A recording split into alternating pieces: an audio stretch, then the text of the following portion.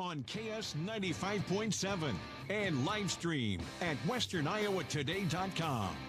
Welcome back to Atlantic, the Rollin Dyer tournament, and we're getting set for the finals here, Cody Weaver, and we've got our live video streamed focused in on that championship match, and we're going to start off at 106 pounds here. We're just wrapping up with the final 285-pound bout here. Again, as we look at these scores, Bondurant Farrar 196, Omaha Scott 180, Sergeant Bluff Luton third with 152.5, Humboldt fourth at 121, Blair fifth 116, then Atlantic sixth with 107.5, Underwood seventh with 92.5, Central DeWitt eighth with 85.5, Carroll ninth with 84, Abraham Lincoln 10th with 68.5 points, and then you have Alta Aurelia 11th, I-35 12th, Greene County, Denison, Sleswig, Glenwood, Red Oak, and HSTW, and Ottoman round out the 18-team field here as we are ready to go at 106 pounds. The championship here. Tay Jordan of Atlantic will take to the mat. He is the number 2 seed of the tournament. Started off the day at 27-5 for that senior.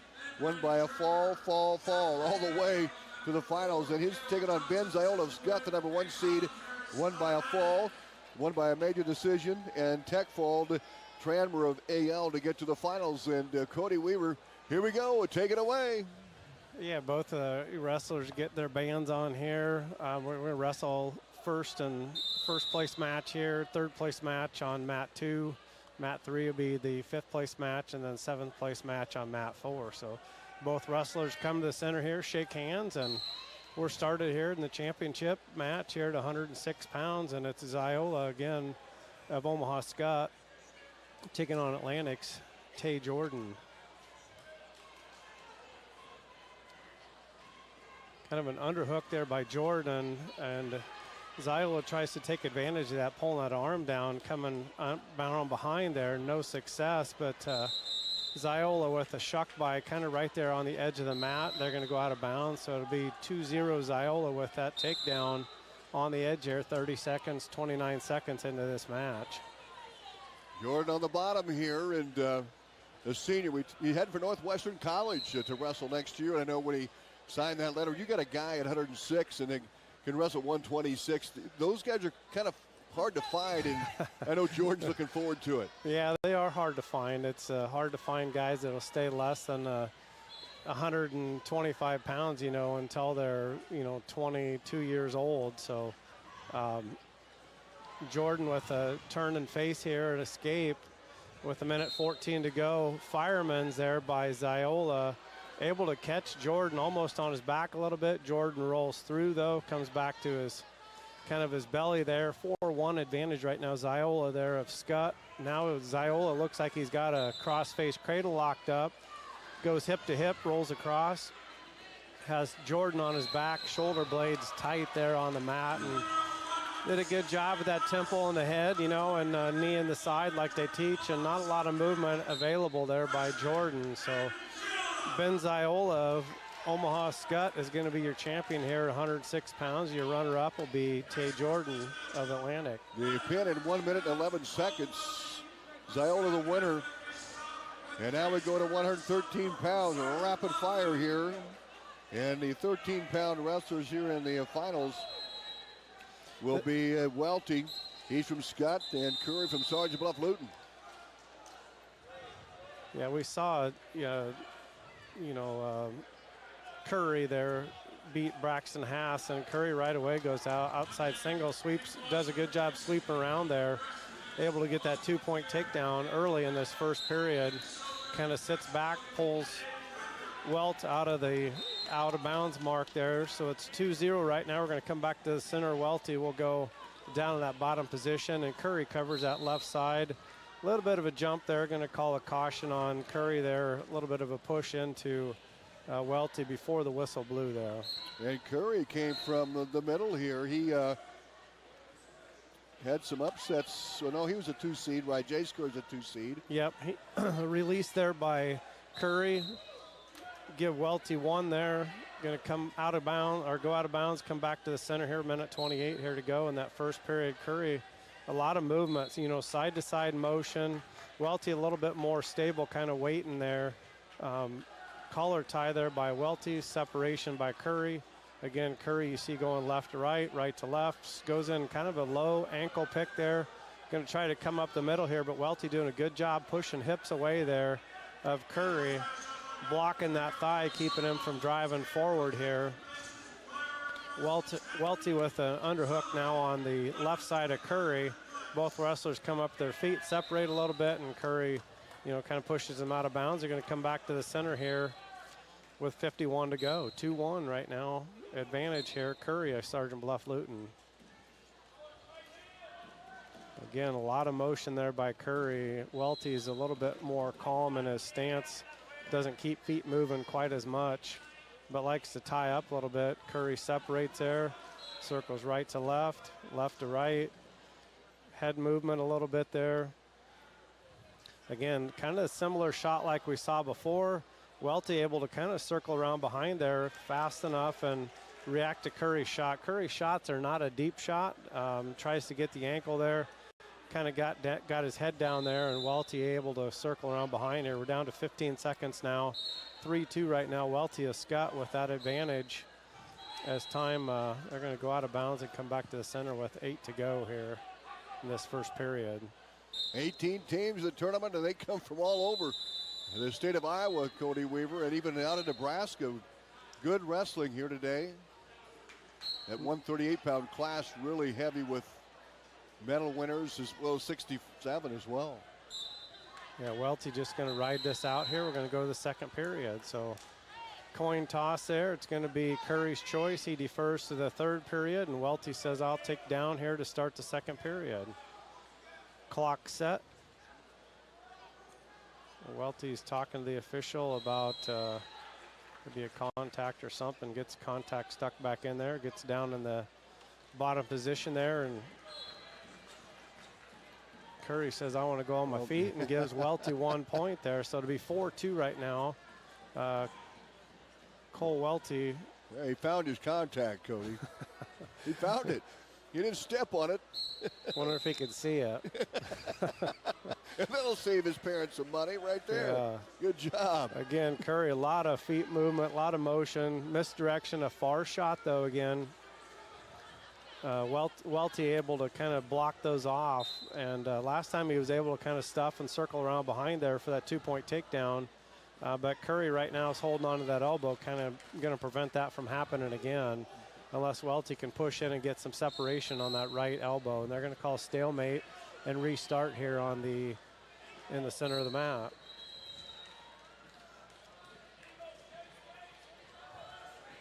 Welty there with an outside single shot, not quite hooked up. Now he goes to an underhook, close to the edge of the mat there. Wrist control on the other side. Curry pulls down a little bit. Welty circles around. They're going to go out of bounds and come back to the center. About halfway through the second period, 4-2, Cole Welty, Omaha Skutt with that advantage. There was a kind of a deep shot there by Curry. Butted heads a little bit, gets in on Welty's legs, but has his, Welty's got a real nice whizzer. Curry's looking to try to maybe reach across with that leg, and you can see Welty blocking that leg from getting put in on that right-hand side. Curry's going to want to try to pull that right arm out for 2 points, but he gets the leg locked instead. So 2 points awarded there for Curry. So we're tied here at 4 with 30 seconds to go here in the second period. Wrestling for third at 106, Cody Pfizer, Drake Howard, Pfizer from Bondurant Farrar, and Howard from Sergeant Bluff Luton. And Pfizer dominating 13-0. We'll keep you updated on those matches here as we move along in the finals. Curry covers right side here, and a little bit early start. That's 2 cautions on him, so 1 more, and it'll be a point awarded there for Welty of Council Bluffs, or excuse me, not Council Bluffs, of Omaha Skutt. Colin Harris at 106 on the mat right now. Also on the mat is Braxton Haas. We'll keep you updated there. Some separation here. We're down to 10 to go here. Curry's holding on, but Welty's doing everything he can do to try to get away here. And Curry does a good job there covering as going to make time expire here. And we're going to go to the third period. It will be Curry's choice here. He'll go down in that bottom position, tied 4-4. Braxton has trying to work for a takedown for third place at 113, and he's going to be close to getting the 2 points. There's going to be a caution now on Welty, a little bit of an early start. So I don't know if they're trying to anticipate the whistle here and get a little bit of a jump, but we're started here in the third period here, the championship match at 113, and tied up. It's Cole Welty of Omaha Skutt taking on Jace Curry of Sergeant Bluff Luton. Deep waist there by Cole Welty with that left side, and Curry broken down flat on his belly, and real good hip pressure and shoulder pressure there by Welty to keep Curry broke down flat. Not a lot of movement on the bottom there by Curry at all, and I would not be surprised as long as Welty continues to try to move and work forward here if they don't end up getting a stall call. But real deep waist there on the left side, chops the right arm of Curry. Curry up to his knees here, and Welty breaks him back down on that right shoulder. Working on trying to maybe get the chicken wing in on the right side. He's got his hand through there, but he needs to get it pulled out far enough he can get it in the middle of the back there. And not a lot of movement by Curry on bottom there. Now Welty reaches through with that left arm, grabs the right wrist of Curry, but kind of maintains hips on top there. Got the chicken wing in now, but the arm is going to be bent at more of a 90. Welty taking his time there on top, and Braxton Haas takes a 2-0 lead, a 4-0 lead into the second period. Haas for Atlantic at 113 pounds, wrestling for third place, leading Mateer from I-35.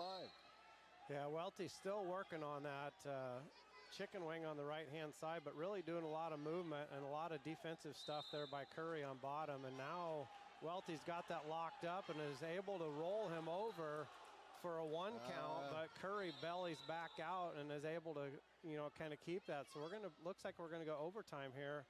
Sudden victory, 1 period anyway, and see if one of these guys can get a takedown in this overtime period to win the championship. What makes these guys so evenly matched here, Cody? Well, I mean, Curry was the more aggressive one on the shots, but the shots were quite a ways away distance-wise, and there was just having a little discussion about back points. They're going to come back to the center 1 minute here, and takedown wins it. Again, you see a lot of movement by Curry, but his shots have been from a distance, nothing real from a deep standpoint. And on the other side, Welty seems like he wants to get in some type of collar tie and be a little bit closer. And Curry usually does a good job circling in the opposite direction from that and does not want to be tied up. So shot attempt there by Welty, an outside single. Has an underhook now, again, drives in, has a hip. He's going to hook over here. Both guys in a scramble position, usually high hips wins here. And you can see both wrestlers kind of in a little bit of an advantage, and now back to kind of a neutral position where neither wrestler has an advantage. Down to 15 seconds to go here. Welty tied up in kind of a front headlock. They're going to call stalemate, come back to the center with 13. So quick takedown would win it here. Otherwise, we're going to go to the second overtime period, 30-second period. Both wrestlers back to the center. Outside single shot attempt there by Curry. If he can pick it up and finish, he's going to try to get that leg locked in like he did before. No points awarded there as the Wizards still in by Welty. So now we're going to go to a 30-second period, and it's going to be Welty's choice, and he's going to go down in that. He's going to want to try to get an escape here or a reversal here to score points, and then Curry will have his shot at 30 seconds, and if we're tied at the end of that, it'll be one more 30-second. We saw one of those today. Right, this could be a big deal here, though, Tom. There was a caution there, and they called a caution on Welty, so that's 2 on each of them. So if that would have been a caution on Curry, that would have been a point. Oh, man. That wouldn't have been it, but it would have been a point and then an escape point. So he would have had to score 2 in that third overtime period. But no points against in this case. No, we got 2 cautions on each wrestler. So Welty's going to go down and get set. Curry covers left side here, and Welty This will be interesting because Welty did a good job riding, you know, in that second period to start with. So working on peeling hands, turns and faces, and Curry does a good job maintaining control here. So we're almost halfway through this second overtime period, and Curry's going to want to ride him out here. Welty wants to get out and score a point here. But again, they both have to be cautious on this start with 2 cautions against them. Oh, there we got another caution. Caution was on Curry, so that's 1 point there. So again, we talked about that, and that's a big deal right now. So even if Welty doesn't get out, but if Welty can get out in this last 15 seconds, he's going to go with the 2-point advantage into the third period. He kind of steps over. There we go. He's got the inside leg hooked there, so that should be a 2-point reversal. So we're going to go to the third overtime period here. And at this point, Curry's going to go down, so he's going to try to escape for 5, make it 5, and then he has to have a takedown within that 30 seconds to tie it again. Welty the 1 seed, Curry the 2 seed. And Welty had a real nice deep waist earlier that we saw.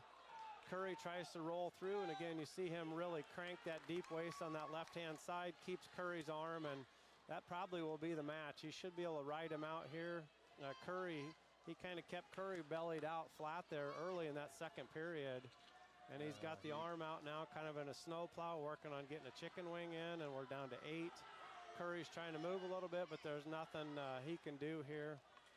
And that'll be the match. So your champion at 113 will be Cole Welty of Omaha Skutt, winning by decision over Jace Curry, Sergeant Bluff Luton, 7-4. Welty goes to 17-4, and Curry drops to 23-4 on the season. The championship at 113 pounds. Braxton Haas is going to finish this match off for third at 113 with an 11-2 decision on the tier from I-35. So Braxton Haas at 113 finishes third here at the 2024 Rollin Dyer tournament. And now we turn our attention to 120 pounds in the title match here. Yeah, we got Reed Foster, Bondurant Farrar taking on Vandervelde, Jamison Vandervelde of Council Bluffs AL. Jamison Vandervelde in on an outside single there. Whizzer there by Foster. Jamison now is able to hook up almost that near side cradle for a 2-point takedown here on the edge of the mat. And he's going to want to try to pull him in. You can see Foster scooting out of bounds, and it's going to be come back to the center and restart again. So he wants, I don't know if coach is wanting a fleeing the mat call, but they're going to come back to center. So Foster will go down that bottom position, and Vandervelde will be on top here. Deep waist, a nice roll by Foster there, able to kind of roll through, and for a 2-point reversal here. He's got his arm caught there, but he'll be able to free that up here in the next minute 18. You can see Vandervelde trying to reach back for that near side leg, and Vandervelde frees that arm up and gets the 2-point reversal to tie the match up halfway through this first period. So Foster now working kind of crab ride on Vandervelde. Vandervelde up to all 4 posts here. And you see Foster kind of hipping around and Vandervelde reaching back for that head, trying to catch Foster a little bit in the high position there, and circles out of bounds as he's trying to do that. So we'll come back to the center. Vandervelde will go down to that bottom position and be set. Foster covers left side. Right away goes back to that crab ride. Tries to pull Vandervelde, gets a little bit in the high position. Foster releases him for that 1-point escape. A 30 to go here in the first period. 3-2 right now. Jamison Vandervelde with that advantage over Reed Foster, Bondurant Farrar. Outside single shot there again. He was able to finish that with that near side cradle earlier. Tried there with no success. Tries to come out the back door here. Trying to get his leg hooked here on Foster. He's got about 9 seconds here to go, and Foster looks like he's going to be able to hold on and keep any points from being scored. Take a look at the 106-pound results. Ben Zale of Omaha Skutt Catholic wins. Tate Jordan of Atlantic second. Kobe Pfizer, Bondurant Farrar third. Drake Howard, Sergeant Bluff Luton fourth. 10. And Bellamy of Blair, Nebraska, 5th. Braden Trainer of Council Bluffs AL, 6th. Cale Johnson, Central DeWitt, 7th. And Colin Harris of Atlantic finishes 8th at 106 pounds. Cody, back to the championship. Yeah, Vandervelde chooses down here to start the second period. Again, Foster likes to ride a little bit in the higher position here. He does a decent job of staying back behind the shoulders, but you see his hips either, kind of come up to the side a little bit or up top. Vandervelde, you'll see, try to come out the back door here. His leg is caught this time, his left leg was, but he's going to control those wrists, turn and peel. Right away, Foster in on a shot. They're going to go out of bounds and come back to the center here. And time clock still running. There, they get it stopped. I don't think those 2 seconds will make a difference, but you never know. You never know. 4-2 right now, Jamison Vandervelde with that advantage. But it was his choice here in this second period. He chose down, got an escape here. Again, really a single leg, a double leg there, but Foster finds his head kind of stuck in between there, or in a bad position where he can't get it off the side and help use that neck muscle to return him to the mat. So kind of switches off to a single leg there now, but Vandervelde has a whizzer on that right side and looks like a 3/4 Nelson on the head, and you can see him peeling that head and some separation there. Foster pushes in, knows he's on the edge of the mat. And they're going to come back to the center here with 40 to go in the second period.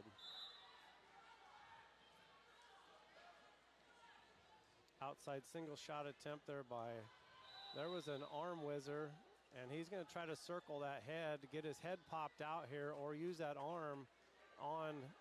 You can see him cranking pressure on Foster. They're going to call potentially dangerous here. And basically what you try to do there is he did an arm spin to get the arm tied up and then tried to circle the head and get him to roll over on his back and suck him back on his back. So 21 to go here. Another shot attempt there by Foster. Head kind of caught in between the legs. Vandervelde scooting hips, gets his hips high. Both wrestlers working on their hips there, getting their hips high.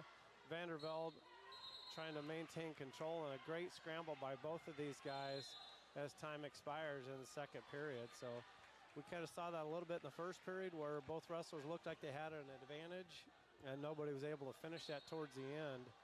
It's Foster's choice here. He chooses to go down in that bottom position to start the third period. Vandervelde will cover that left side right away, likes that crab ride on the left side. Kind of puts his knee behind the knee there. Foster able to turn and face for that 1-point escape. So 4-3 match right now. Vandervelde of Council Bluffs AL with the advantage over Foster. Underhook. Vandervelde did a good job there circling, and you saw him bring his arm up and around to break that lock. Outside single shot attempt there by Vandervelde. Good job by Foster circling. He's got the single in now, and Vandervelde is trying to get the whizzer in, and Vandervelde is able to lock up the leg here, and he's going to try to do all he can do to hold on to that and create a stalemate position here, or get out of bounds, and both wrestlers go out of bounds. So 1:15 to go here, and it's still a very tight match, very evenly matched. They're going to come back to the center here. Both wrestlers have had their opportunity on their feet, but so far, really, Vandervelde's been able to take advantage of that. Again, you see the shot. Foster kind of gets caught in between there. Vandervelde grabs the ankles, wants to hold on to that ankle, keeps him from driving forward. Vandervelde does a nice job keeping his head and shoulders up here, but you'll see Foster kind of come back around here trying to break that lock. Now he's trying to push that around. He wants a step over, big step right there in between the legs. Grab that leg, and Vandervelde is tight here. 40 to go here, and Foster definitely has the advantage at this point. You see him walking his hands up the back here. He needs to try to get the right arm out or get a back exposure here. There he's got his left arm through. He's got the leg hooked, and that's going to be 2 points here. So 5-4 right now, 21 seconds to go, but it's not done yet. Vandervelde is still not in a terrible position here.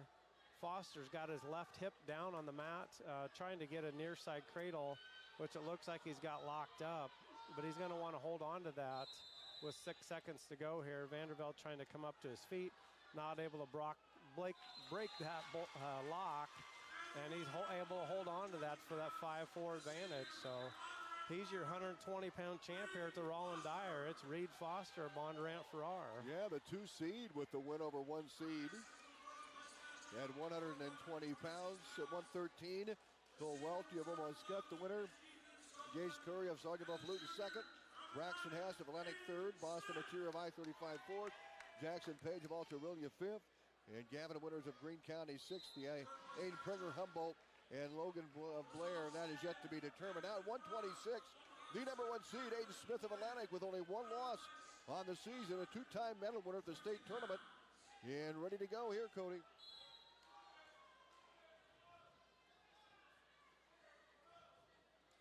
Both wrestlers kind of feeling their way out. Looks like Skoglund wants to, go a 2-on-1 on the left side of Smith there. Smith doing a good job posting that arm. A shot attempt there by Smith. Whizzer by Skoglund there. Skoglund drives in a little bit here. Both wrestlers, doing a really good job staying in low position there, not leaving their legs exposed too much. They're going to go out of bounds and come back to the center here 30 seconds in. And Aiden Smith with a fall in his first round, a fall in the semifinals or quarterfinals, and a decision 10-6 in the semis. He had a scare, was on his back for a moment, able to get out of it and add to his points and get the win. Yeah, Skoglund with the whizzer here. And you see him like kind of a shin whizzer leaning forward, trying to get over the top of Smith. And Smith has that single locked up now, switches to a double.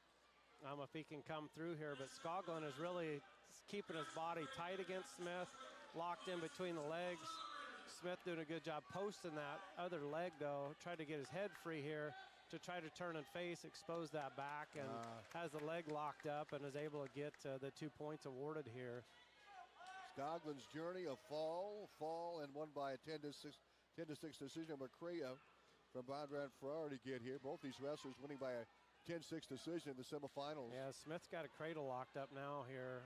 Near side cradle, gets hip to hip, but you can see Skoglund kind of scooting towards the edge of the mat, and you'll want to see Smith take a step forward and take him backwards. Skoglund does have the arm out there. They're going to go out of bounds and come back to the center.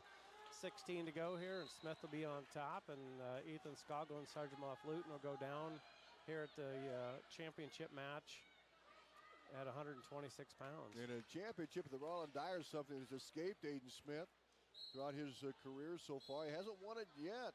He had a second and a third at this tournament, and he gives up a point there. Yeah, and there was 16 seconds to go there, and I'm not sure the clock actually got started on time, because when he escaped, it was 15. I mean, it seemed like they'd wrestled 4 or 5 seconds. So,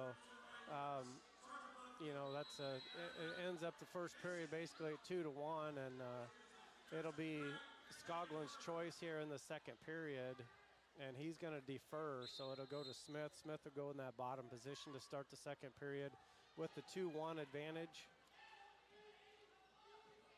Smith, looked a little bit better on his feet. Skoglund covers right side. Smith right away up to his feet a little bit. Now back down to his knees. Skoglund tries a crab ride. Smith doing a good job. You see him controlling those wrists. There he Works goes. on a switch here. Is able to catch the leg of Skoglund. Skoglund continuing to circle here, but Smith has got his hips in a better position. You see him posting again that arm off. Leg off the top of his head. Now he gets that right arm through. Oh boy. He keeps that leg though, the Turk, and he's going to want to try to drive forward and towards the Bondurant. He's got that elbow tucked now, Cody. Yep, he's going to try to drive forward here and get a few cheap back points. And Skoglund so far doing a good job bellying out, but you see Smith trying to reach underneath the neck and on top the other opposite shoulder, and Skoglund's trying to control that wrist to make sure he doesn't get that, because that would give him the leverage to be able to roll him over here with a minute. But Smith is not going to release that leg until he fights a little bit. You see him readjust there, and now he's going to try to drive forward here, post on top of his head. You see him pushing off with his right leg. He's able to get him rolled over here in that Turk, and going to get 3 back points. And Smith, if he readjusts here and gets both legs in, gets that left leg in and, as well, it could be a pinning combination. Normally you don't see a pin in a Turk like that, but usually the opponent's able to keep the one shoulder up off the mat. But you can see Smith continuing to readjust his shoulder on top. Now he switches off to a front headlock. Oh, it's close. He's got switches to a front headlock, and when you're in a front headlock and you have that arm tied up, it's pretty easy to elevate their head and get both shoulders exposed. So Age Smith, a runner-up a year ago at 113, had never won this tournament, and he can mark that off his goal list as he's the champ in 2024.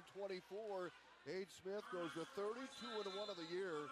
Ethan Skoglund of Sergeant Bluff Luton second, and now at 26-5, and we move on to 132. Yeah, and I think this is probably going to be one of the matches that I would say is the key matches. You know, Carson Thompson is good on his feet and quick on his feet, but Pfizer's been really good since he's a freshman. Connor Pfizer, he's a senior now, and Thompson is a senior, and you see Thompson wanting to go upper body on him a little bit, and Pfizer's a little bit more on the technical side of it. Grinds matches out, and Thompson wants to, you know, maybe be a little bit flashy here, and Pfizer's probably aware of that. I'm sure they've met in freestyle and things like that, but they're going to come back to the center. Both have similar records. Pfizer 18-2, and Thompson 18-3. Pfizer the 1 seed, and Thompson the 2 seed. Thompson to your right on the screen, and Pfizer to your left. Yeah, I think I maybe talked about both of these wrestlers. You know, Thompson had 2 brothers that wrestled in college, and Pfizer's got a brother that wrestles in college, and he's got one, I assume here today, that's a freshman. And you think they wore out some carpet at home there? Huh? And some lamps and some couches and anything they could get away with. We're halfway through the first period here. You know, there's been some action here. Thompson, one of his favorite moves is a duck under there. You see him kind of hit that. A shuck by Pfizer. Pfizer able to grab that single. Pfizer's going to want to try to elevate that, but Thompson had a whizzer in, is able to shuck that off, and they're going to come out of bounds. So 46 to go in this first period. Going to come back to the center here and go on our feet and see if we can get a takedown by one of these guys. Again, both wrestlers good on their feet. Thompson's quick. He likes the duck under. A lot of movement, a lot of head snaps. We call it clubs, I guess, to the side of the face, you know, to get your opponent off rhythm here. But Pfizer, you know, does a lot of wrestling, and he's been in high-pressure situations, and he's not going to get himself in a bad position easily. No duck under, but didn't work. He tried to fireman's. Yep. And again, you see Thompson has him in kind of a tough position there, but Pfizer able now switches to a double to keep him from walking around here. And again, you see some of that freestyle stuff where he rolls him across his back here, and time's going to expire as we go to the second period. We owe you a station identification. We're back right after this. KS 95.7 is KSWI Atlantic, a proud part of Meredith Communications. KS 95.7. We've got a good one at 132, no score going in the second period. Yeah, Pfizer chose down there, Connor Pfizer, Bondurant, and you see that right away he wanted to do kind of a freestyle start here. Thompson did, and releases him back up to his feet right away. That's kind of where he feels comfortable. Again, you see that head snap. Quite a bit of movement. Thompson again with that duck under, likes that. Pfizer right away goes opposite direction, kind of a reshot, tries to trip that ankle, but you have a nice whizzer in there by Thompson. But Pfizer, you see Shelfin working his way up that, and it's going to be a double leg takedown. Switches to a double, so really good action by Pfizer there. He was going one direction. He went the opposite direction that Pfizer did. So it should be 3 points now. 1 escape and then 2 takedown here. A minute 24 into the to go in the second period. 3-0. Pfizer with the lead, the number 1 seed. He's going to cover the top. That even matches here. The first 106 is a quick pin. Otherwise, pretty even here up through 132. Yeah, I see Thompson up to his yeah. feet, and Pfizer goes ahead and releases him there. We're down about halfway through the second period here. It was Pfizer's choice. He chose down. So it's a 3-1 match here. And again, a lot of action by both wrestlers, but Pfizer is able to take advantage of that and go opposite direction. Really slick move. Again, duck under attempt there by Thompson a little bit, or Fireman's. You see that? Again, Pfizer goes opposite direction, works his way up there, but Thompson has a nice whizzer in. He goes opposite direction, tries to flip through here. Pfizer, you see, elevating the leg in a scramble position, but Thompson's back up to his feet here, tries to shuck by and is able to shuck that leg through for a 2-point takedown. So we're tied with 30 to go here. On the edge of the mat, Thompson's going to elevate him out, and we're going to come back to the center, and we'll see if he releases him right away or tries to ride him out here for the last 25 seconds. 3-3 match. He looks like Thompson's going to cover left side here. Gets started, Pfizer up to his feet, works on peel and wrist here. Going to try to buy some time. Thompson probably will try to pick him up and return him. Pfizer turns the opposite direction. Holds on to one leg here, going to circle out of bounds, knows where he's at. We're down to 8. Pfizer tries to go ankle pick there on the edge to go out of bounds. So 6 seconds to go here. And Thompson will surely try to ride him out here and try to go in with the advantage of being able to go down in that third period. Pfizer up to his feet.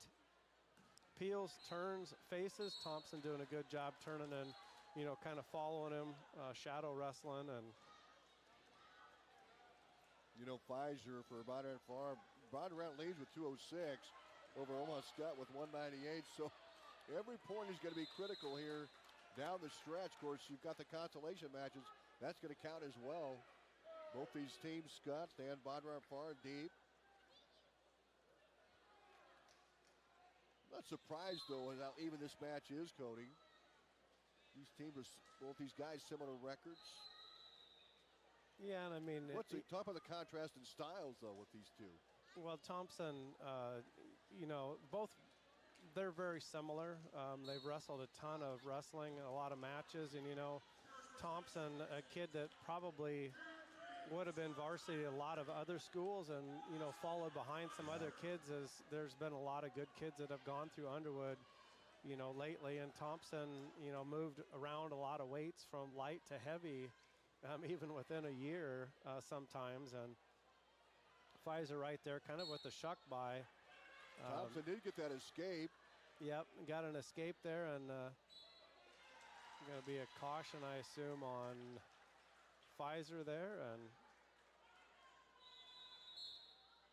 so 4-3 Thompson with a 1-point lead. Again, this is a battle, and Pfizer's a kid that's probably placed every year at state all the way through. Underhook there, he tries a kind of a slide by attempt there. He's got an underhook now on the right side of Thompson. Thompson drives in a little bit, tries to go down for a low single. Now it looks like a double underhook there by Pfizer. Pfizer is going to try to stuff the head and circle around behind here, and Thompson doing a good job circling the opposite direction there and avoiding that. So we're down to halfway through this third period, 4-3. Carson Thompson of Underwood with your advantage still. As we go, a single leg shot attempt there, and you see, again, Thompson does a good job with that whizzer, but Pfizer continues to move up the knee. You're going to see him adjust his hands and put his hands up on top. He's trying to hook that leg to keep Thompson from moving around. He's kind of hip behind hip here. He's going to try to lock the left leg in to get 2 points awarded here. Thompson still has that whizzer. A trip there, a whizzer now. He switches back to a single, does another shuck by here. They're going to go out of bounds. So 25 to go here now. Pfizer's got to, been aggressive here. No stall calls by anybody, or on anybody, I should say. Pfizer moving forward, and he's going to want to try to get a shot here. Some level changes, and Thompson doing a good job circling, but you see Thompson kind of posting inside both arms. Pfizer with a shot attempt there. We're down to 10. Pfizer continues to go forward here. Drives in a little bit. Thompson tries to circle around. Yeah, that's going to be it. Thompson, the 2 seed, is a 4-3 winner over the number 1 seed, Connor Pfizer. And Pfizer will finish second, and Underwood has a champ, another Thompson. That name is so familiar in Underwood wrestling, as you mentioned earlier, Been Cody. around 8 or 10 years. Yeah. In high school, that is. High school. Here we go to 138 pounds. The finals coming up here at 138, and the big win for the Underwood Eagles. They get a champ and this here. is our guy that kind of came from the middle there. Oh, yeah. Cale Nelson of Carroll beat Sandholm 6-2, and he's going to take on Butt of Central DeWitt. Butt had a major decision, won by fall, and then a 6-1 decision. Nelson was not seeded. He won by a fall, and overtime with the 1 seed Tyson Brown. He's a guy to watch for Carroll. He came in with a 20-2 record, but 4-0. He hadn't wrestled that much this season. Yeah, and you wonder if he, maybe had a football injury or something like that, and trying to get completely healthy for the second half of the season here.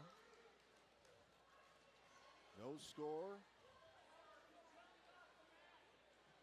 Carroll's got some good wrestlers. They've competed well here in this tournament. Some good individuals. And they've, had a good little kids program for a long time, where they, kind of combine Kemper and High, but they separate, and the majority of those kids end up going to Carroll High. So Coach Duff of Atlantic talks about that, Cody, a lot about, these little kids programs. And when he mentions a team that, Orland, for instance, up and coming, he talked about some of those guys coming back in the community, into the region, and starting these little kids tournaments. I mean, how important. And you ran that tournament, little kids program for years. Yeah, just had a call the other night again, and they're lining it up. This year's kind of youth duels will be in Trainer, and I think we're up to eight or 10 teams now, kind of from almost Indianola all the way to Council Bluffs, and you're getting some smaller schools, that are biting into it. So it's a big thing now, and the kids really have fun. They don't feel the pressure of their parents screaming in the corner, and it's their buddies is who they're going back to if they lose or win, and there's a lot of excitement either way, and that's really what it's about, is just growing the sport in Southwest Iowa. No score here with 23 seconds to go in the first quarter. There's a shot.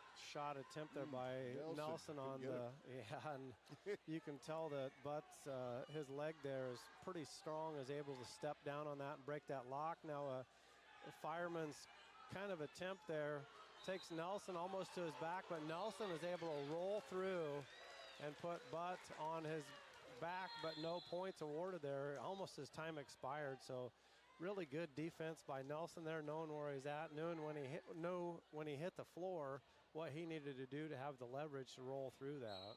I don't know how these seeding meetings go, and I think you explained it to me a little bit earlier, but a guy like Nelson, 20-2, and kind of in the middle of the bracket. In fact, he was going to face Brown.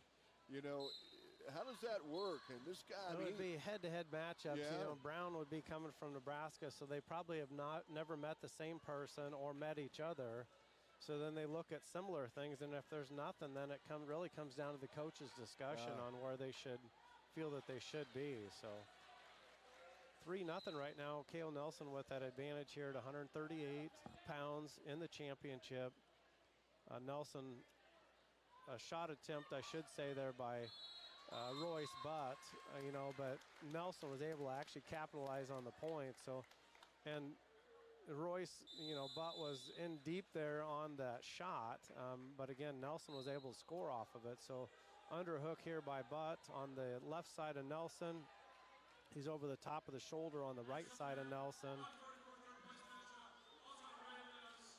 Both wrestlers are pretty well stalled out. Some separation there. You see Nelson go opposite direction, get his left arm freed up there. kind of wrestling right in the center of the mat, right where you would want him, and that's where it should be settled. Nelson 23-2. Royce Butt undefeated 7-0.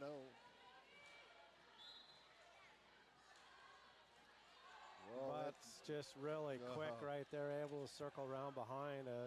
And it's not that that was a bad shot. It's just that, Butt was just very quick there, circling around behind. But again, Nelson still has that advantage, and Butt will have that his choice in the third period there to be able to go down.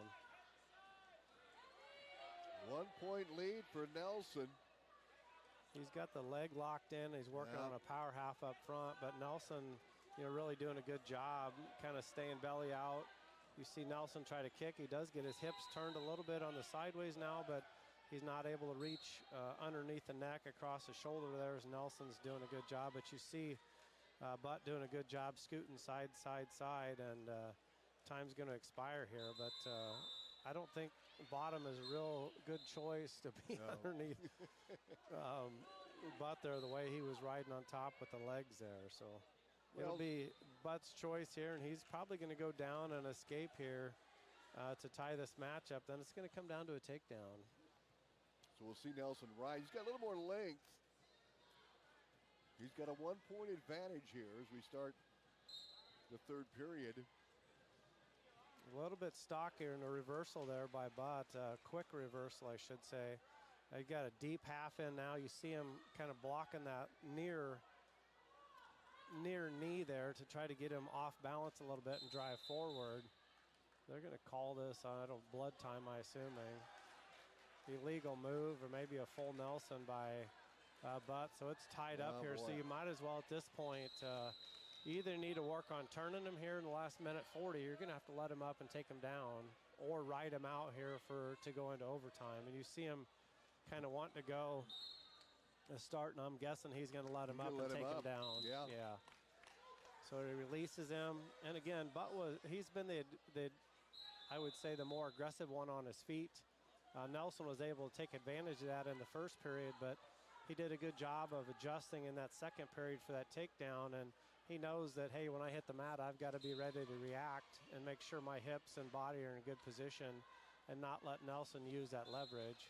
Well, Butt chose to let him up just to avoid the reversal. Is that correct? I mean, probably just went it on his feet rather than trying to turn him, because he had Nelson down, in the second period and wasn't able to turn him.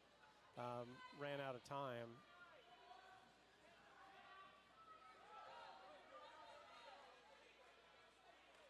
Nelson circling, really kind of keeping his distance a little bit here from Butt.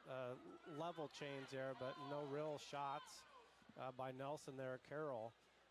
Then he continues to circle. Butt continues to drive forward. And you see him going opposite direction, doing what he can do to try to keep his distance from him. And you're down to 30 seconds here, and there's a shot there by Butt, goes opposite direction, but you see Nelson grabbing that near ankle. He puts his arm through, and he's going to try to sit through here and expose the back of Nelson. But you know what? All that's happening, he's running out of time here. He's down to 19 to go, and they're going to go out of bounds, which is probably the best call. But he's going to have to go forward, and you can see the coaches, hey, stay low and make sure and block here. So we're 15 seconds to go, and there's a stall call on Nelson. And it's a warning. Again, he's been kind of circling and not taking a lot of shots here, and it would be, a shot attempt there. There's another stall. There's a point. And that was quick by Bruck, I would say. They're going to go overtime here. So it's going to be a takedown here. Well, and I think that's the right decision. It's the right decision, Yes, it just wasn't soon enough maybe the first time. So they got a minute to go here, overtime. Now you see a deep single there by Nelson. Reach over the top here by Butt, trying to tie that up and see what happens here, who wins in this position. But Nelson's looks like he's trying to come out the back here, but you see Butt using his legs and everything to try to fight that. He's going to sit through here, and he comes out in behind.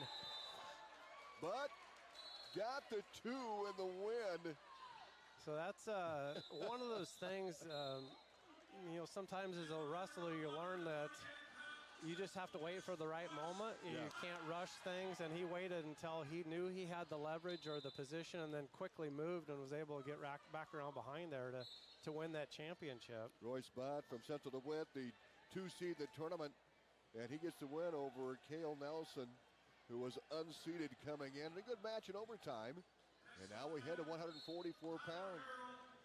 This is Bose of Underwood, and he's going to be taking on Harrell of Scott. And he was dominant all the way through here. Tech fall, and a fall in a minute 36 to get to the championship. Bose won by fall, had a 4-1 decision, and then a tech fall. Yeah, well, there's Harrell right out of the gate. And did he get the 2 or did he go out of bounds? He went out of bounds. So we're going to come back to the center on our feet neutral here, and a shot attempt there. Bose right away in on a single there. Kind of switches to double. Some separation. Now he's going to lock it up, and you can see those guys both willing to throw. And just a little bit of long leverage there by Harrell to able to finish that off and come around behind here. And he's got looks like a really tough deep waist on that left-hand side. Minute 20 to go here, 2-0 right now. Harrell, Omaha Scott with that advantage, tilts him up, is going to get at least a 2 count.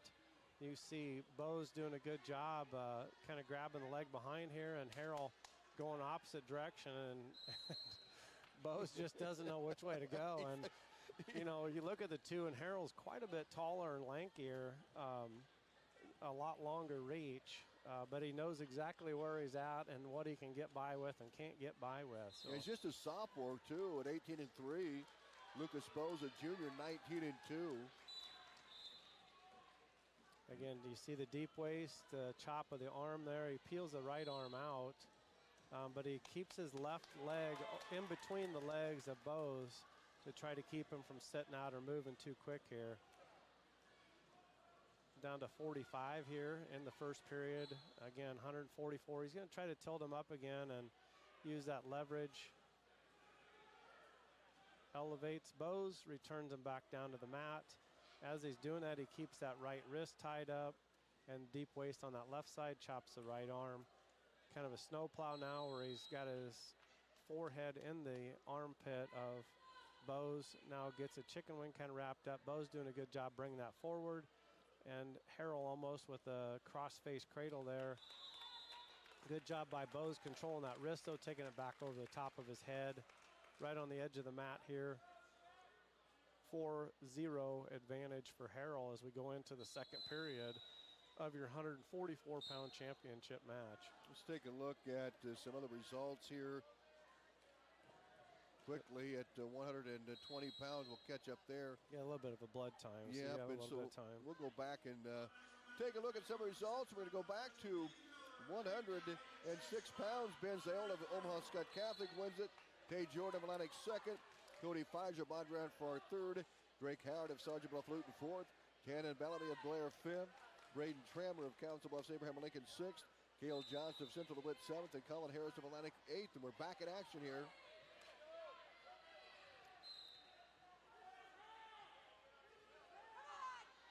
Again, Harrell has been, he knows where he's at. He's got a little bit longer reach.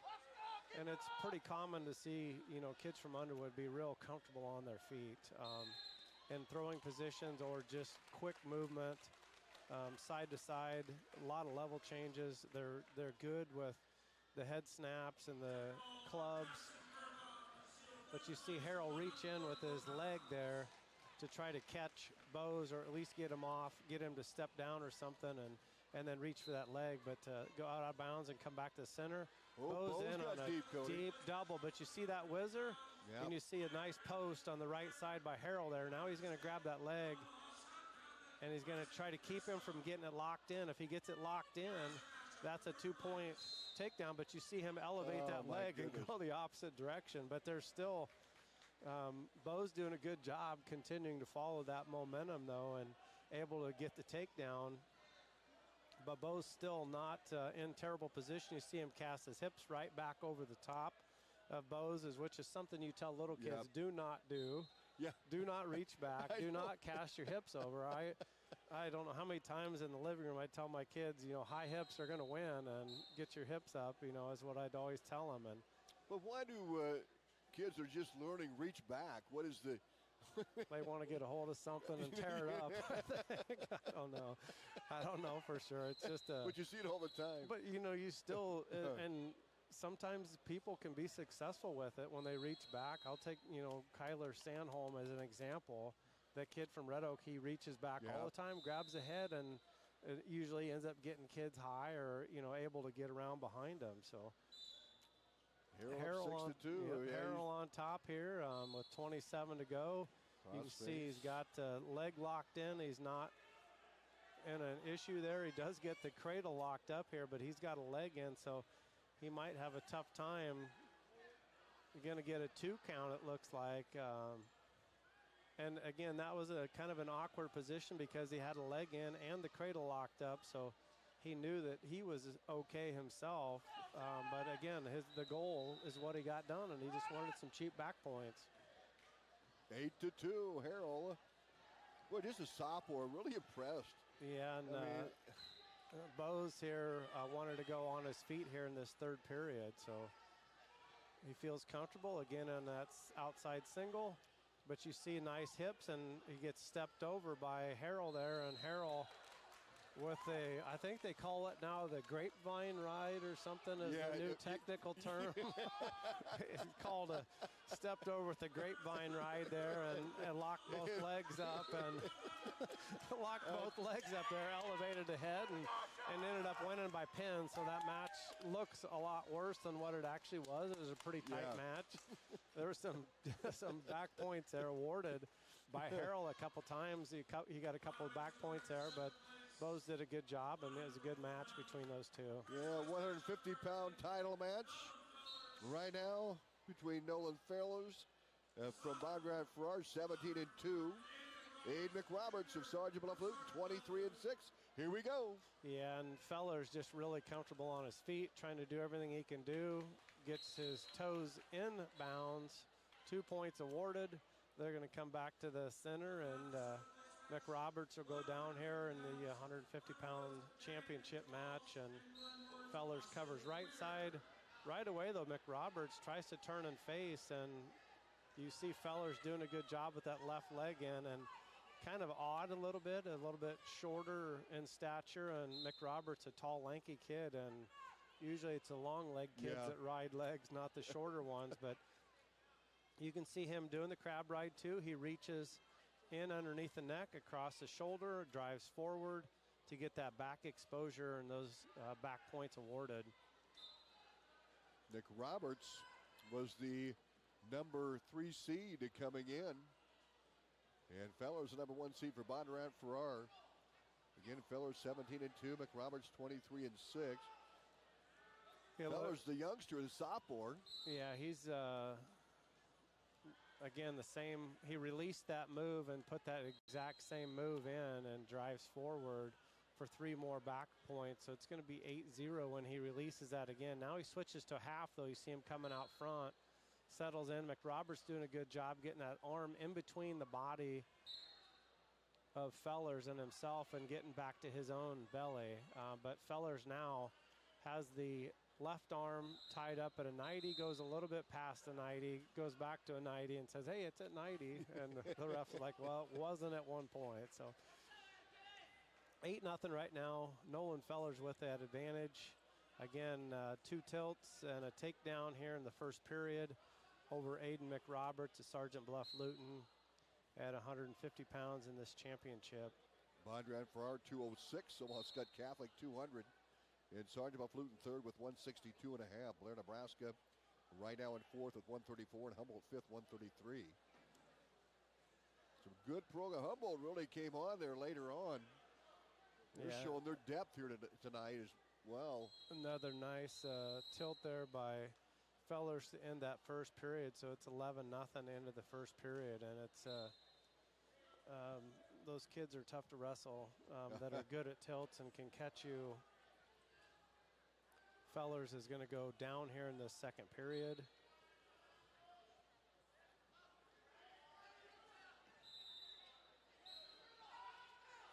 deep waist there by McRoberts. McRoberts picks him up, tries to catch the arm of Fellers. Fellers is able to come back up to his feet, turn and face for that 1-point escape. 12-0 right now. Advantage. Nolan Fellers goes to an outside single, releases that, comes back in, has a leg behind the knee. Go out. They're going to go out of bounds and come back to the center here with 1:41 to go in the second period. Big lead. Yeah, and Feller's just real quick on his feet, and you see him working 2-on-1 on the left side.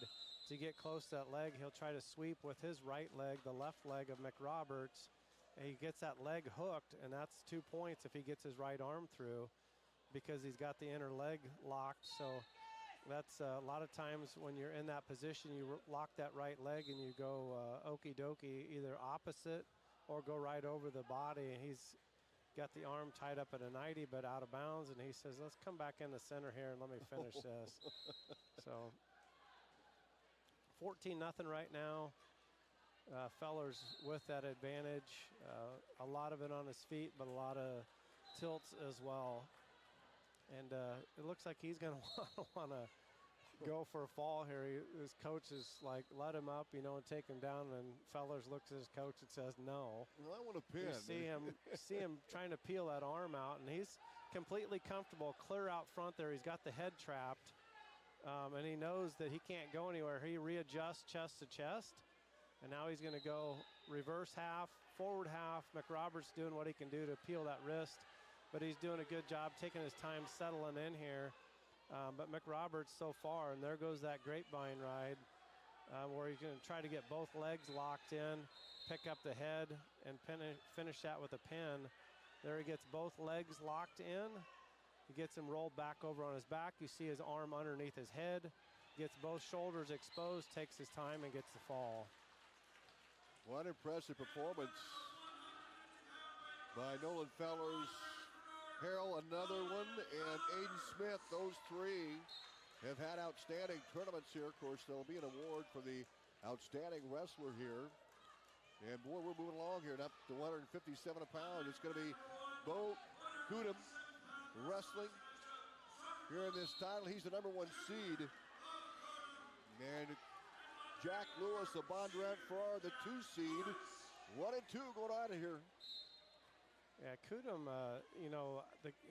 I'm not so sure the kid didn't wrestle maybe 38 last year or something, but I think he maybe started out as just a little guy and then went up to 20 and then maybe 38. Now he's clear up to 57, and he's about the same size his brother is that's in college. So I'm sure they've broken a lot of furniture in their house.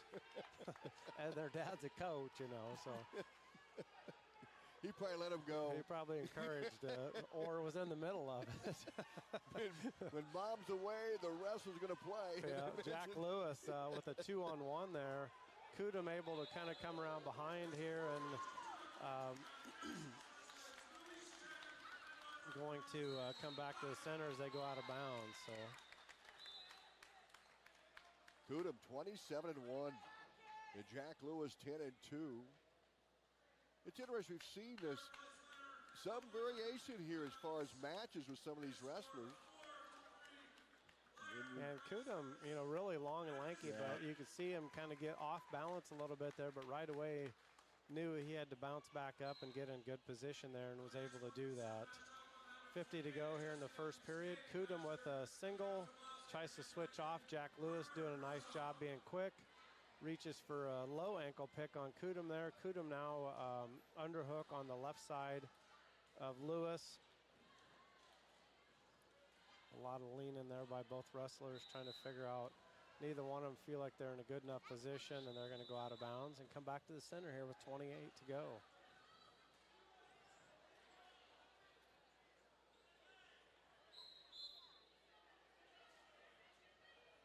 Kudum with a lot of length there, he wanted that ankle pick.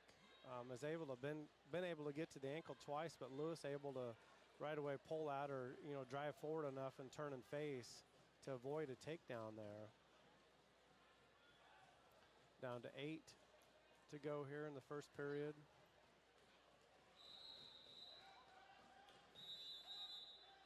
Go ahead, Cody. Go to the second period, and it'll be Kudum's choice here, and he's going to go down, it looks like. Kudum, the medal winner last year at 132, fourth place. You mentioned wrestling up at 57. And lots of times things change when you wrestle that higher weight, and boy, it really hadn't stopped him at all. Yeah, and I think, sometimes in high school you see kids and during the season, cut 10, 15 pounds or more, and then in the summertime you see those same kids and they're like 3 or 4 weight classes above where they normally are, and it's like, well, that's your normal weight, and you're just out there letting it fly, so you kind of get used to that in the off season, so it's not such a big change when you actually wrestle that during the normal folk style season. Kudum won the Jim Kenyon Norseman Invitational at Rollin Dyer, that same tournament Atlantic went to for the first time. And he won the Sergeant Bluff invite this year. He had an inside tie there by Lewis. Some separation there by Kudum. Circles are going to go out of bounds, come back to the center with 1:08 to go here. So we'll see if one of these guys can get a takedown finished here, still in the second period. Again, separation there. Been some close to ankles grabbed there by Kudum, but Lewis doing a good job. I mean, turning and facing away, kicking that leg that's almost getting picked up away. Defensively, a good job there. Inside single, again, leverage there by Kudum. Kudum's probably going to try to either hip into him here or just ride this out. Going inside tie there by Lewis, some separation by Kudum. What's interesting, Kudum finished third a year ago here at the Rollin Dyer at 132. It just shows how tough a tournament this is. We talk about Aiden Smith at 26, only one loss this season. This is the first time he's won.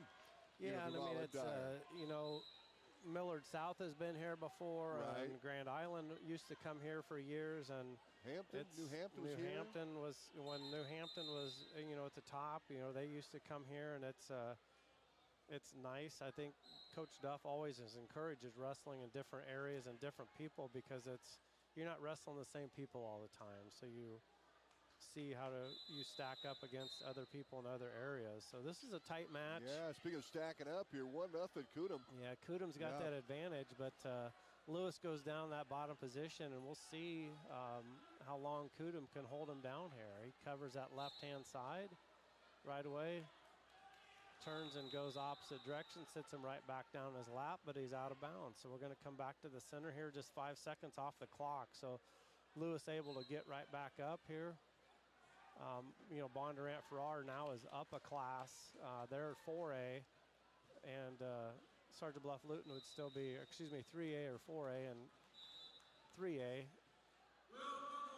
Sergeant Bluff Luton would be still back at 2A, but Bondurant moved up. I believe last year was the first year, and they had a lot of success at the state tournament. Kudum chooses to go on his feet here. Lewis really with a heavy head snap here, tries to turn and face, stuffs the head of Kudum. Kudum has the arm locked here, and Lewis doing everything he can do to try to circle around there and hook that ankle with his leg, and no success. So I'm guessing this is probably going to end up in a stalemate unless he can get his right arm released from Kudum, and Kudum's going to be holding on to that pretty tight. 1:13 left, and yeah, he releases that arm, but no points awarded here. And Kudum's got that arm keeping him from coming around behind there, covering, and there's going to be probably a quick move here by one of them to try to move it, and it becomes a stalemate first. So 1-1 right now, 54 to go. Championship match at 157. Both wrestlers come back to the center.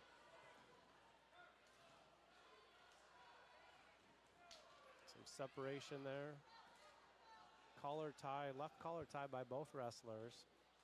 Wrist control with that opposite hand to try to keep one of them from moving or to try to throw it away a little bit. Lewis with an attempt. Kudum goes opposite direction, finishes that with a takedown. But you can see Lewis right away. Oh, boy, this is going to be interesting, Tom. Kudum's got his hands locked, and maybe he didn't release it fast enough.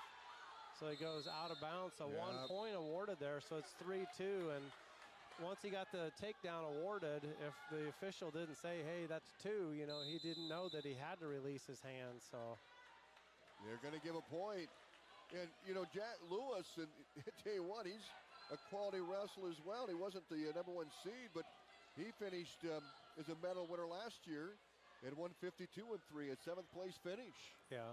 So these guys, and this is how tough this tournament is so far this season. And Lewis, runner-up, or 6th at the Dan Gable Donnybrook. I mean, he's wrestled some tough tournaments here in 3A. Take a look at some of his other matches here. He was first in the Raccoon River Conference meet a year ago. So Jack Lewis, this is a evenly matched group. He's got 15 seconds. Yeah. He's got to hold him down, or they're going to be going overtime, or not give up a switch here. Again, Kudum we saw go out and sit down the opposite direction on the other edge of the mat. And you see Kudum now getting fired up, and he's running back to the center, and he knows that. Look out for Lewis. He's got, what's the blood, I guess, we've got going here now. Kudum motioned to Jack Lewis's back, and he had some blood, so they're going to go clean that off, and it's not going to take long. Jack Lewis says, you just come back or I want to get out. Yeah, that's right. It's like calling a timeout on a field goal at the end of the game. So Lewis, we'll see how fast he can move here. He's down. He's Kudum's got that long, lanky reach, you know, so he's able to kind of follow him out, and he's gonna didn't get called for stalling and burned some time off the clock there. His dad's like, you better keep him down. Don't let him get up, you know. Yeah, Lewis down again, down 4 ticks of the clock to go. And that's a Granby roll and a follow by Kudum there, and really a nice job by both wrestlers. I was just going to say that, Cody. A lot of movement on bottom by Jack Lewis, and you know, a great job of shadow wrestling by Kudum there, and that was a good match by both wrestlers.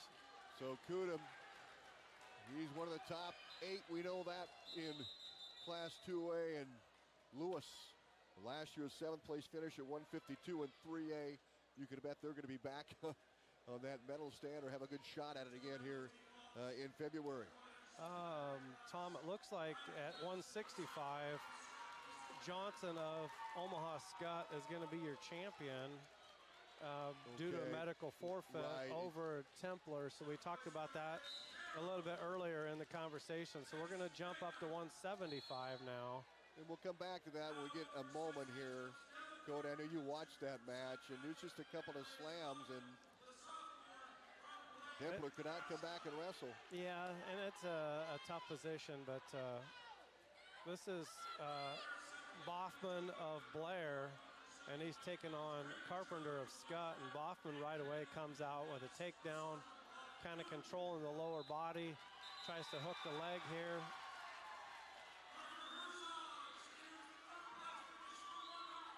And here's some guys that come from the middle. Boffman was the 3 seed in the tournament, and Carpenter was not seeded. Yeah, and I mean, Boffman really is kind of working him over here. Has him in a cradle, near side cradle, and just a strong kid. You can see settles in, has that knee in the side, forehead in the temple, and is able to finish that 53 seconds into the match by fall. Well, Boffman kind of signifies his name Blaze with that quick pin, and he goes to 31-4 in the season. And Dylan Carpenter, the junior, goes to 16-11. Again, Carpenter not seeded, and Boffman was the 3rd seed, and he wins this tournament at 175 pounds. Now we jump to 190. Here we go. Yeah, this is Iola from Scott. He's probably been one of the wrestlers that's impressed me the most. Just his athletic ability, you know, being a 190-pounder, very quick movement, great reach. Worked his way into the finals. He won by fall in a minute 52, tech fall, second match in a fall in a minute 39. And he's taking on Allen of Humboldt. Allen is your 2 seed. Won his first match by medical forefoot. 5-1 decision, 7-2 decision. And my test for you, Tom, would be is the Ziola, this 190-pounder, is he the same? Is he related to the 106-pounder? Do we expect the 106-pounder to come back in a couple of years weighing 190? That's impressive if he does, and he's able to move up that much. Well, this kid is lean. He's tall and he's lean, and again, he's got good reach, but so far good motion there. But you see he does this a lot where he gets a leg inside and tries to go cradle, cross-face cradle here, and 2 points awarded, and he's going to kind of ride it out here until they call a stalemate. And I don't know, I thought, Nicklaus did award the 2 points, so. Yeah, and he wrestled in the P&L Chicago boys folk style back in September and got second place at 189 in the weight class there. What a nice. Yeah, he's just very quick, and his motion from side to side, and again, he's been doing ankle picks like that all day long, so there's 3 takedowns. He goes near side cradle here now. He's going to stack him up, stack Allen up from Humboldt. Allen doing a good job getting back to his belly, but he switches off now. Ziola switches off to a different move for 3 more near fall.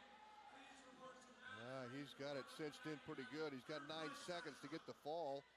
I don't know. There it is. Yeah, he had it cinched hard. 3 seconds left of that first period. So, wow, what an impressive performance by Cade Ziola. A pin in 157. He goes to 23-0. He's undefeated for Omaha Skutt Catholic. And Gage Allen from Humboldt suffers his first loss of the season at 19-1. And now we're up to 215 pounds, Cody Weaver. Yeah, this is your sophomore Mason Kohler. Oh, yeah. Very athletic, got a little brother coming up. Dad's big. The dad's a lot bigger than Mason. Probably, I would say, 6 inches taller. Yeah. He's going to be taking on Green of I-35, and Green kind of came from the 3 seed. So it's a 3 seed and a 1 seed here, and Kohler's an athletic, quick guy with a lot of movement. You see a Fireman's right there, able to keep Green, keeps that arm of Green, rolls him over to his back, catches the arm. He's going to ride this out to make sure he gets his points and just take his time. Goes reverse half. You see him working his chest up on top of the chest and the shoulder here. Settles in a little bit. Does release him, or Green is able to roll back to his stomach here, but comes out front. Again, tries to go cross-face cradle here. Now reaches underarm. Leaves that left arm out. Kohler grabs that like a snowplow, arm in the armpit, switches to a chicken wing. Tries to go inside wrist, now blocks the outside. Goes back inside wrist on the right side of Green. Gonna try to take some big steps towards the head here. Stack Green up. Green trying to roll through, and Kohler doing a good job. And you see Kohler really adjusting himself to make sure that he keeps what he can keep for leverage-wise, but Green doing a good job keeping that arm out of trouble there. Kohler's a lot more aggressive, I think, than a year ago, and he finished 8th in state as a freshman at the same weight class, but he just seems a little more, seems quicker. He's going to post that arm, and now he's going to get some back points again. Yeah, and he does a good job this time catching that. Green was able to. Green was able to get that arm rolled through before, so. A pin in 133 for Mason Kohler, and the beat goes on for that young man. He is something to watch. He's 23-4 now in the season. Eli Green of I-35 is 21-4 with that loss. And now we go to 285, and this is going to be a good one here. A heavyweight for Atlantic that is so undersized at 285, but so strong. Yeah, Winger, senior, coming in as the number 3 seed from Bondurant Farrar. So Noah Winger taking on Evan Sorensen here. And both, Winger had some quick moves in the last match I watched of his. So he ties up the 2-on-1 here. Sorensen, though, trying to pull down. Goes near side cradle right away, stacks him up. And that's going to be a Oh, boy, was I wrong. Was I by wrong? fall in 17 seconds. So, Boy, I tell you, Evan Sorensen, he is on a roll. He's 24-2, and he pinned his way through this tournament in extremely quick fashion. Let's go back and recap Sorensen's trip here. He could be one of the outstanding wrestlers in this Sorensen tournament. won by fall in 24, won by fall in 49, won by fall in a minute 27, and then won by fall in 17. Unbelievable. We're going to take a 2-minute timeout. We'll get you caught up on the results here at the Rollin Dyer. We're back right after these. Olson's Outdoor Power is your one-stop service and equipment shop for all things outdoor. We sell the best power sports products in the business, from Polaris, Can-Am, Sea-Doo, and Ski-Doo, trailers to tackle any job from H&H, Triton, and Wilson, and we continue to lead the way in lawn and garden equipment with great products from Exmark, Dixie Chopper, Husqvarna, Cub Cadet, Steel, and Echo. Add factory-trained technicians in 2 locations, and it's easy to see why Olson's Outdoor Power is the leader in all things outdoor. Olson's Outdoor Power, your one-stop service and equipment shop with locations in Atlantic and Carroll. At 2nd Street Auto, it's our mission to get you back on the road fast. And it all starts with free local towing. Want your back at the shop? We talk you through your car repair with a free and fair estimate. We do everything in-house so you know who's working on your car. Our Hercules tires come with free road hazard repair, free rotation for the life of the tires, and a free alignment check. And nobody can beat our transmission rebuild and repair experts. Brakes, tune-ups, oil changes, preventative maintenance, and service work make 2nd Street your first stop. At Outfitters Plus in Atlantic, you'll find all the latest in custom apparel and headwear. Head to Outfitters and work with the design pros to make your customized tees, team apparel, and personalized swag for your business a reality. Whether it's fan apparel for your high school or youth sports teams, your business, or you just want to make something your own, you'll have everyone saying, "Where'd you get that?" Don't forget, Outfitters will also add your group store online to make ordering a breeze. Get personalized at Outfitters Plus Outlet Store in Atlantic. Stop by today. Cass Health in Atlantic, Iowa is a nationally recognized hospital, and we are proud of the awards and all of our recent accomplishments. But do you know what drives us to be the very best? You. We're passionate about helping our patients heal and feel their very best at any age and any stage of life. Cass Health, neighbors caring for neighbors. 5.7 is KSWI Atlantic, a proud part of Meredith Communications. KS 95.7. Welcome back to the Rollin Atlantic Dyer Trojan Wrestling Sports Tournament. on KS. As we wrap things up here, and still have some consolation matches going on, but they're going to end in a hurry. Let's start at 106. Ben Ziola of Omaha Catholic, the winner. Kay Jordan of Atlantic finished runner-up. Kobe Pfizer, Bondurant Farrar, third. Drake Howard of Sergeant Bluff Luton, fourth. Cannon Bellamy of Blair, Nebraska, fifth. Braden Tranmer of AL, sixth. Cale Jaws of Central DeWitt, seventh. And Colin Harris of Atlantic finished in eighth place. At 113, Cole Welty of Scott won it. Jace Curry of Sergeant Bluff Luton, second. Braxton Haas of Atlantic, third. Boston Mateer of I-35, fourth. Jackson Page of Altarillia, fifth. Gavin Winters of Greene County, sixth. Jackson Logan of Blair, Nebraska, seventh. And Aiden Pringer of Humboldt finished in eighth. At 120, Reed Foster, Bondurant Farrar, the winner. Jamison Vandervelde of Council Bluffs, Abraham Lincoln, second. Gavin Orada of Scott finished third. Aiden Reeb of Altarillia, fourth. Henry Sullivan of Blair, fifth. Cam Kuchin-Chan of Sergeant Bluff Luton, sixth. Juan Avalos Cabelos of AL, seventh. And Austin Miller of Central DeWitt, eighth. And at 126, Aiden Smith of Atlantic, a runner-up a year ago at the state tournament. At 113, only one loss on the year to 31 wins, and he won that 126-pound battle with Ethan Skoglund of Sergeant Bluff Luton. Matthew McCray of Bondurant Farrar, third. Tice Clarkin of Humboldt, fourth. Dolan Thiessen of Central DeWitt, fifth. Tucker Osbar of HSTW, sixth. Jackson Grady of Denison Schleswig, seventh. And Klein Sievers, Altarillia, eighth. At 32, Carson Thompson of Underwood won it. Connor Pfizer, Bondurant Farrar, second. Skylar Sertz of Humboldt finished third. Luis Avalos of Abraham Lincoln, fourth. Cassidy Craig of Sergeant Bluff-Luton 5th. Jaden Harder of Atlantic finished in 6th overall, the freshman. Miles Vandervelde of AL finished in 7th. Jamison Polk of Carroll finished in 8th. At 138, Roy Sabat of Central DeWitt, the winner. Cale Nelson of Carroll finished runner-up. Tyson Brown of Blair 3rd. Dalton Van Wy of Sergeant Bluff-Luton 4th. Tyler Sandholm of Red Oak finished in 5th. Brady Beers of Humboldt 6th. Also Christian Ramos of Omaha Scott Catholic 7th. Colton Carpenter of Bondurant Farrar 8th. Tom, I'm going to turn my mic over to Mr. Smith. All right, and we're going to get a visit with Aiden Smith here. I'll tell you what, Aiden, congratulations. I know you never won this tournament, and you come out and really you're wrestling fantastic right now. You had a great tournament here, and tell us how you did it. I mean, I just wrestled myself. I went out there, wrestled hard. I think one thing that really helped me was one of my teammates, Cooper Woosley. He went out there. He told me to wrestle my match, slow down, don't wrestle things. And I did that and went out there, wrestled, and I wrestled hard and came out on top.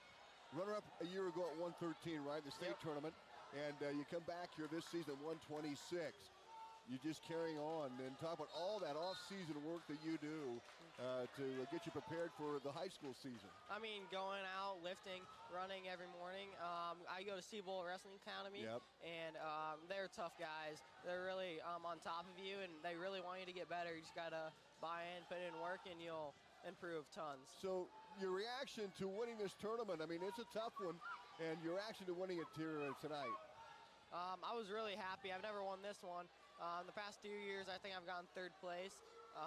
And wrestling Ethan Skolglin, he's beat me twice. And so going out there wrestling tough and wrestling my match, it was very exciting coming out on top. Okay, you've lost him twice, and that's another big accomplishment. It'll be one of your signature wins, obviously, in a milestone. How'd you do it? Honestly, I think just wrestling through resistance, not giving up, especially when I was on bottom and we went through those scrambles. I just wrestled hard and came out on top and just went straight to my moves. Very good. Well, talk about moving forward now, and obviously quite a bit of wrestling left, but the countdown is continuing for that state tournament. Talk about what your thoughts are moving forward here, Aiden. I mean, I think I have a really good chance of going out there and winning it, the state title this year for Atlantic. I just got to keep wrestling tough, wrestle my matches, and keep my mind under control. And if something bad happens, just battling back and coming, but hopefully nothing like that happens. You had a close call, but you're able to battle out of it, and you got to be proud of that. Oh, yeah.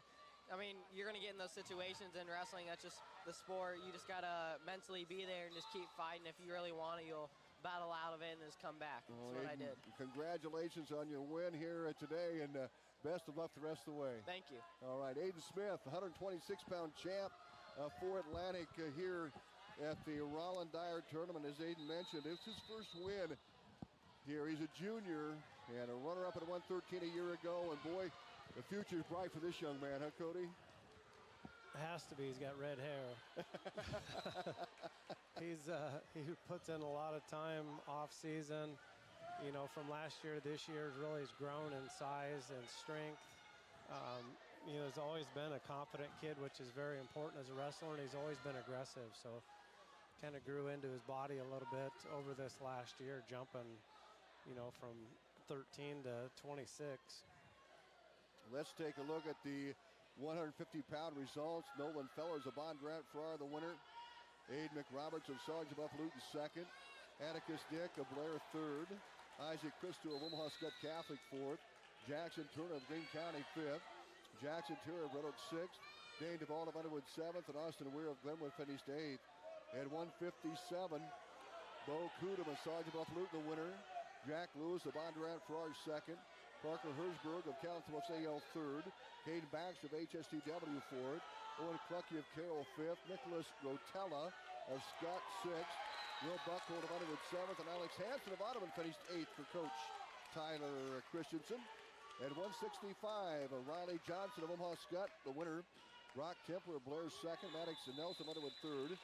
And then we'll check that now. We don't have that result just yet at 165. Yeah, Maddox Nelson took third place. And fifth place went to Brody Hendricks of Humboldt. And seventh place, Chase Regala of Carroll. Eighth place, Bodie Stanley of I-35. And then at 175, Cody Blaze Boffin of Blair, the champ. Dylan Carpenter of Omaha Scott Catholic second. Landon Halverson of Humboldt and Kieran Polke of Carroll wrestling for fourth. We'll get that result. Deegan Miller of Greene County fifth. Chase Ryle of Bondurant Farrar sixth. And Grady Jones of Underwood seventh. Caleb Pendergrass of Sergeant Bluff Luton finished in eighth place at 75. And that's what we have right now. And 90 Ziola Scott was your champ. Your third place was Polking of Carroll.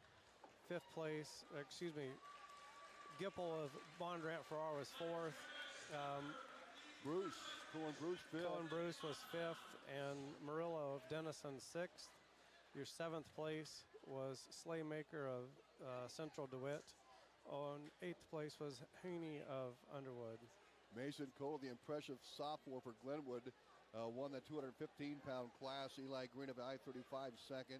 Chris Raig of Central DeWitt finished in, I believe he beat Perrin. Text me on that. He did. He had a fall in a minute 16 over Perrin of Red Oak. Fifth place, Andrew Hawkett of Bondurant Farrar. Sixth place, Luis Chan of Denison Sleswig. And let's take a look at the seventh place match. Angel at Barajas of Alta Aurelia. Ethan Knert of Humboldt. Barajas of Alta Aurelia won that by fall in 5 minutes, 47 seconds. Evan Sorensen had quick pins all day long. He did it again to win the 285-pound class over Noah Winger of Bondurant Farrar. And then we have some results here for third. I know fifth place went to Sawyer Kiesel of HSTW. And seventh place went to Wrangle of Sergeant Bluff Luton over Okerman of Alta Aurelia. So we'll go back and we'll take a look here at the team scores. And it's a close one, and I'm not sure these are final just yet. I know Bondurant Farrar 214, Omaha Scott Catholic 212.5. Then Sergeant Bluff Luton 169.5. Blair fourth 144. Humboldt fifth 134.5. Atlantic sixth 126.5. Underwood seventh 105.5. A half point of better than Carroll High, who finished eighth. Central DeWitt ninth with 99.5. AL 10th with 74.5. Alta Aurelia 11th. Greene County 12th. I-35 13th place. Denison Sleswig 14th. Glenwood 15th. Red Oak 16th. HSTW 17th. And Ottoman finished in 18th. So they haven't announced the team champ yet. It's going to be between Bondurant Farrar and Omaha Scott Catholic, Cody. Yeah, it's again, like you said, tight score. That was close to the end, and Omaha Scott, with the champs that they had towards the end, must have made the difference. Yes. Well, that'll wrap up our broadcast here. We thank you for joining us. We'll have those results posted on our website here a little bit later on this evening. And Cody, thanks a bunch. Great job as always. I love working with you. And what a tournament, huh? It was a long one. It actually wasn't ran bad. There's just a lot of close competition. You know, a lot of full brackets. Sometimes you go to tournaments and you see, I think we only had one bracket that wasn't, for the most part, fairly full. So, and a lot of close matches, and several overtime matches, which also take longer. So there was only one break, and that was 20 minutes, and that was just basically to give the clock operators time to eat lunch, and that was about it. Well, that'll do it for our broadcast. Big thanks to Michael Sheriff back in the studios as well, keeping us rolling here today. And we thank you for watching us on the video, our live video stream, WesternIowaToday.com. It's powered by Nishtanet and on the radio here at 95.7 FM. For Cody Weaver, I'm Tom Robinson. Good night from Atlantic. This has been a presentation of Atlantic Trojan Sports on KS 95.7.